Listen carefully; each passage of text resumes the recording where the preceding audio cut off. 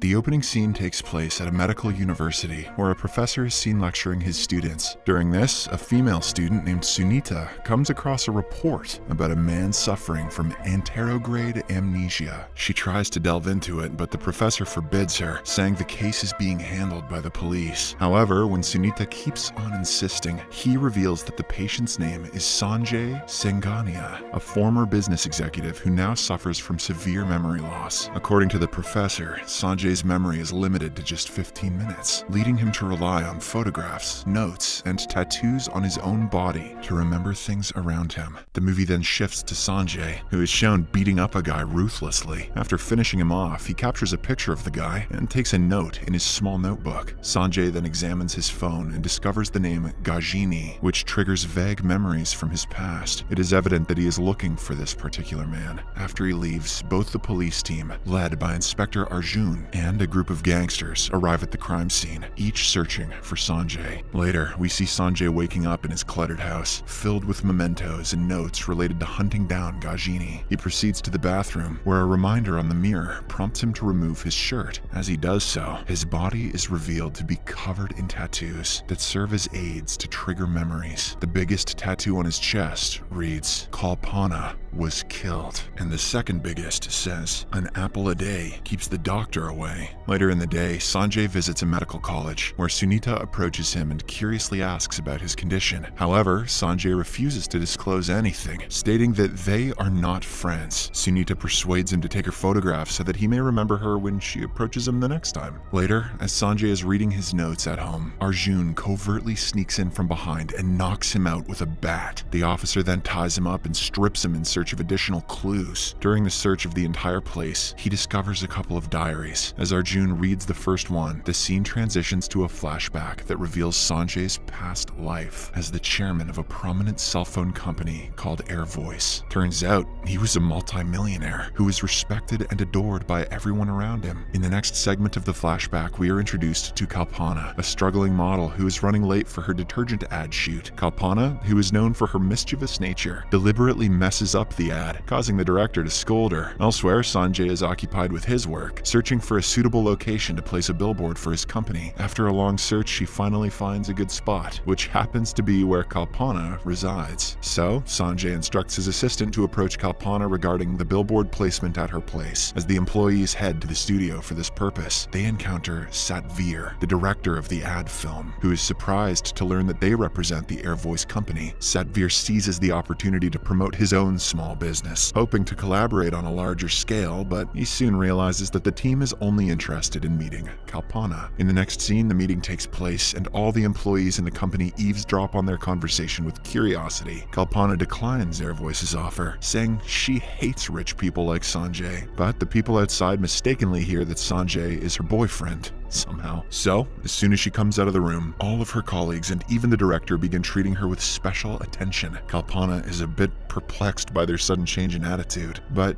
she decides to take full advantage of it. She plays along with the rumor, and as the days pass by, the director gives her leading roles in several advertisements. One day, Kalpana fabricates a fictional love story and shares it with a reporter who publishes it on the news. This results in an influx of phone calls at Sanjay's office, causing him to feel annoyed. In order to put an end to the rumor, he finally decides to confront Kalpana. While on his way to the shoot studio, Sanjay spots Kalpana, who is currently helping disabled children cross a pothole. He doesn't know that she is the same person involved in the rumor, so he is greatly impressed. But once he enters the studio and meets Kalpana, he is taken aback. The mischievous girl, who is also unaware of Sanjay's true identity, proudly boasts about being his lover. She mentions that they have been on several dates together and are soon getting married.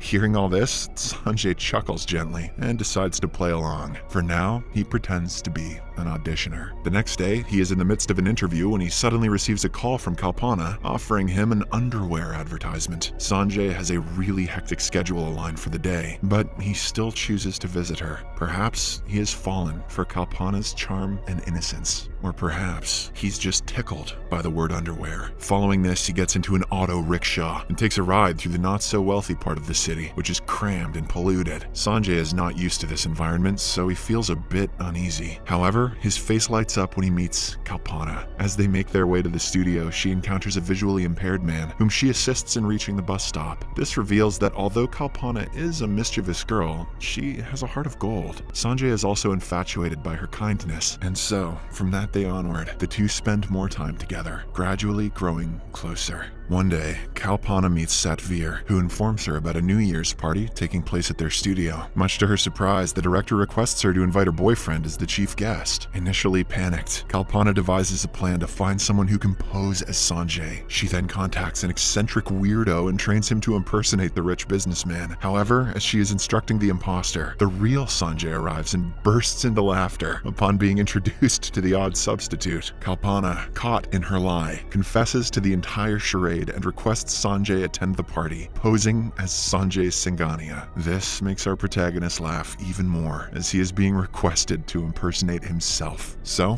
just for the fun of it, he agrees. At the party, Sanjay makes a grand entrance in his luxurious car, which surprises Kalpana as it surpasses their initial plan. While they are having dinner, a group of charity workers arrive seeking donations. Sanjay generously takes out his checkbook and donates $500,000 to the cause, leaving Kalpana in shock. But despite this unexpected act, she still fails to sense anything amiss. Following the party, the two board a local bus to return home. Kalpana is chattering about the success of their plan, when suddenly, Sanjay says, "I love you," catching her completely off guard. With a nervous face, she then asks for time to think about it. After Kalpana departs, Sanjay decides that he will win her heart as an ordinary man, and if she agrees, he'll reveal his true identity. Back in the present, Arjun completes reading the first diary, but before he reads the second one, he is interrupted as Sanjay regains consciousness and launches an attack on him. A fierce fight ensues, and as the barbaric Sanjay is about to inflict a fatal blow on the inspector, the doorbell rings. Upon answering it, Sanjay finds his former assistant and his doctor. They mention that they want to help him, but Sanjay declines and closes the door. The following day, a reminder prompts Sanjay to carry out his plan to kill his enemy. He infiltrates a college festival where Gajini is the chief guest and a prominent benefactor. As the event begins, a staff member welcomes Gajini, and Sanjay takes a photograph of him. Shortly afterward, he calls Gajini, summoning him to the basement. But since the latter is busy, he sends one of his men instead. Sanjay mistakes the man for Gajini and brutally beats him up. However, upon comparing the picture with the man's face, he realizes that he took out the wrong guy. Suddenly, Gajini arrives there with his armed henchmen, prompting Sanjay to run away without revealing his face. This makes the intimidating villain realize that someone is after him, so he decides to compile a list of his enemies' names and eliminate them one by one. In the next scene, Sunita visits Sanjay's apartment and quietly enters when she finds the door open. She notices reminders of revenge scattered everywhere and picks up his diaries. After this, she shockingly discovers Arjun bound in a closet. Sunita quickly frees him, but as they prepare to escape, Sanjay shows up with no memory of who they are. Arjun manages to flee, but he is unfortunately struck by a bus, killing him on the spot. Now the clueless Sanjay starts chasing Sunita through the busy streets of Mumbai, but once he loses his memory, she approaches him again, claiming to be a friend. Elsewhere, Gajini, despite eliminating all of his enemies, still senses that someone is missing. As fate would have it, Sunita visits him the same day and reveals that Sanjay is planning to kill him. She even provides him with a photograph of Sanjay before departing. Armed with this information, Gajini sets out to eliminate his final enemy within the next 12 hours. The following day, Sanjay tracks down Sunita's hostel room and immediately grabs her by the neck. However, she somehow manages to break free and run away. In an act of desperation, she then traps him into the elevator and contacts the police. The plan works as the cops soon arrive and apprehend Sanjay. Later, Sunita recalls the diaries she stole from Sanjay's place. She begins reading the first one, just like the inspector, and learns about Sanjay and Kalpana's story. Then she proceeds to the second diary, and the movie once again goes into a flashback.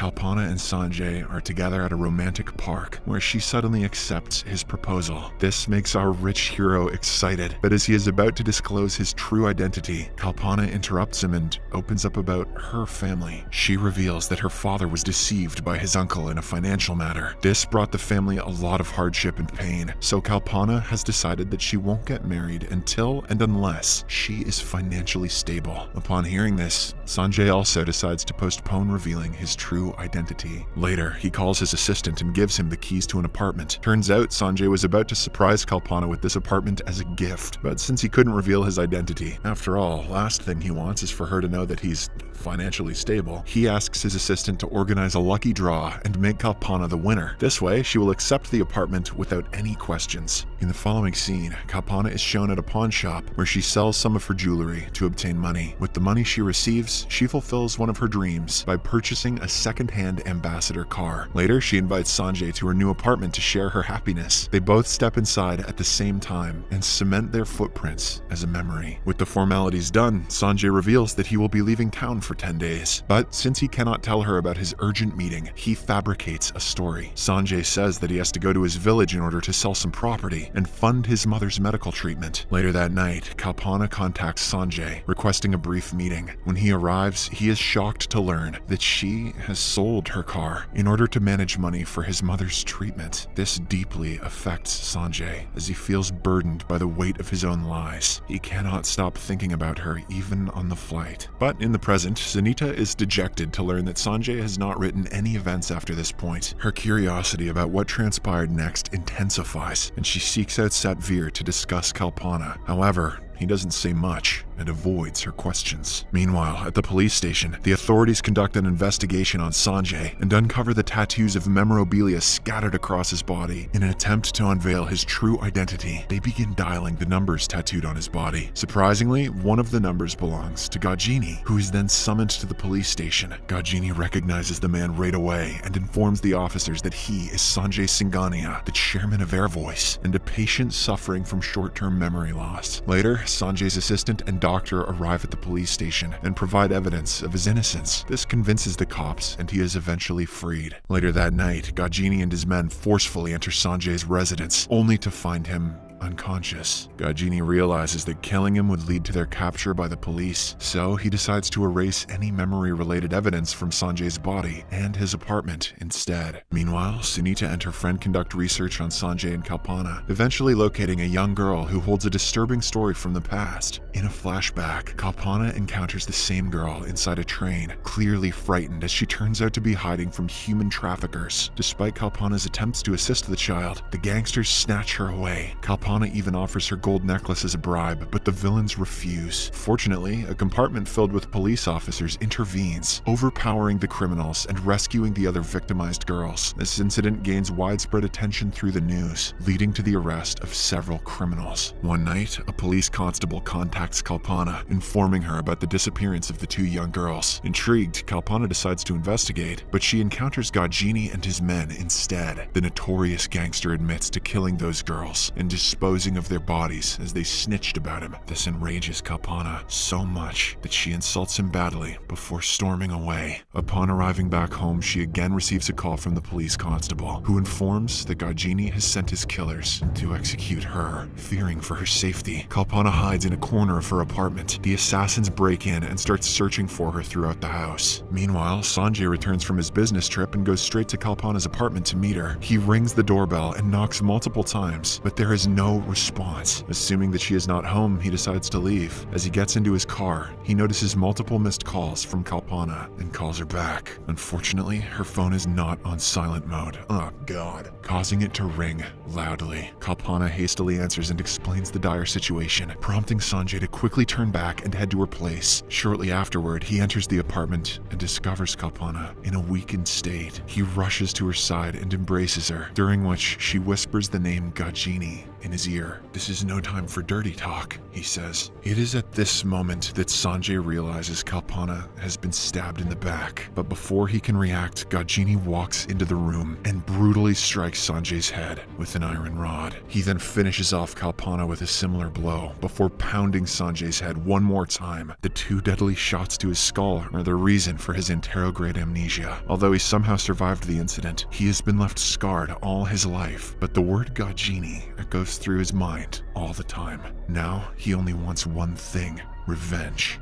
In the present, Sunita, who has finally uncovered the truth, feels bad for Sanjay and visits him in the hospital. She reminds him of his gruesome past, causing him to break down in tears. But after a while, Sanjay remembers his mission and calls Gajini. He tells the gangster, "I am coming for you," and hangs up. Following this, Sunita assists him in locating Gajini's hideout in a local area, and upon arrival, Sanjay decides to confront him alone. He enters the premises and engages in a fierce battle with Gajini's henchmen. Despite Sanjay being weak and alone, the memories of Kalpana and the feeling of revenge are enough to help him push further, and the fact that none of the henchmen have guns also helps. As Sanjay pummels the villains one by one and ventures deep into the neighborhood, Sunita follows closely behind. Eventually, he confronts Gajini, and a brutal fight ensues between the 2 adversaries. Sanjay easily overpowers the gangster, even though the latter has an army of henchmen. When the situation becomes dire, Gajini attempts to flee, but Sanjay relentlessly pursues him. Along the way, he subdues several goons, and it appears as if he is going to get his man, but just then, his amnesia kicks in, and he forgets all the events that just transpired. As Sanjay wanders aimlessly through the alleys, he coincidentally stumbles upon Gajini. The gangster realizes what's going on, so he pretends to be a friend. But at an opportune moment, he stabs Sanjay from behind and drops him to the ground. Sunita sees this and rushes to his aid, only to receive a harsh, backhanded slap across the face. Now, with both Sanjay and Sunita on the ground, Gajini grabs an iron rod and prepares to reenact the tragic murder he inflicted upon Kalpana, this time targeting Sunita. However, Sanjay unexpectedly throws the same rod that he had been stabbed with towards Gajini. He then courageously gets up, fights the villain, and brings him to the ground. With determination in his eyes, he grasps the iron rod and delivers a single, lethal blow, finally achieving his long-awaited revenge. Gajini is finally dead, and the madness is over. Following this, the movie cuts to 6 months later. We learn that Sanjay now runs an orphanage, which he has named in honor of Kalpana. One day, Sunita pays him a visit and presents him with the cement pad containing the foot impressions of both Sanjay and Kalpana from the past. This heartfelt gift brings a flurry of emotions to Sanjay's mind, and the movie ends as he reminisces the beautiful moments that he got to spend with his one and only love, Kalpana.